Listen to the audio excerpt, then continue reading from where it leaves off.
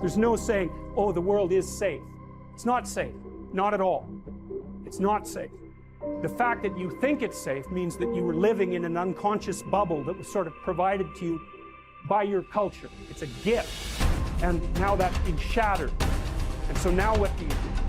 Well, the answer is you retreat until you're in your house and there's nowhere you can go. You're the ultimate frozen rabbit, right?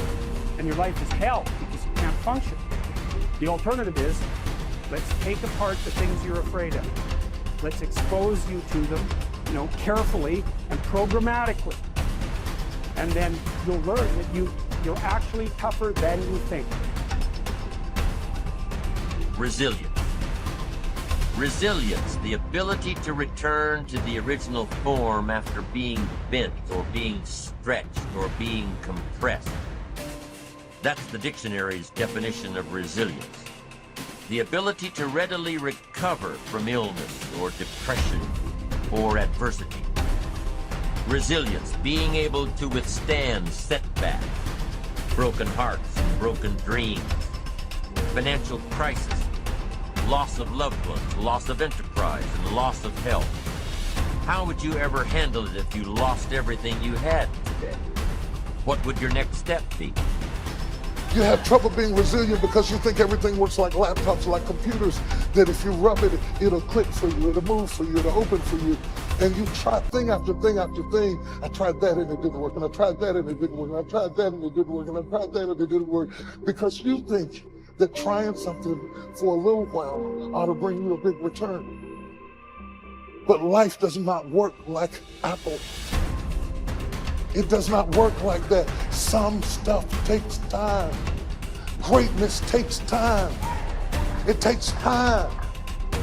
It takes time to build your brand. It takes time to build your life. It takes time to build your career. You got to be prepared to get 1,000 no's to get one yes.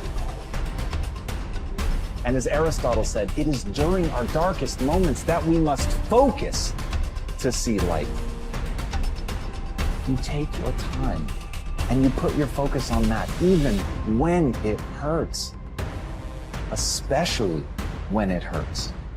If you're able to do that, if you're able to find a way to take all of your energy and put it on that, to repeat it, to let it become a mantra, to let it be the first thing you think about when you wake up, the last thing you think about in the night, and the thing that you cling to when you wake up and cannot fall asleep, if you let it be that thing, that you can put all of your attention on that, then you can actually change your chemistry. You can actually change your own story. You can actually change your life.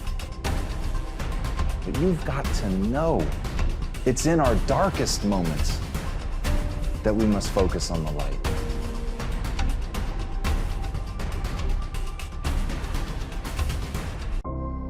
Thought is a spiritual activity and is therefore creative.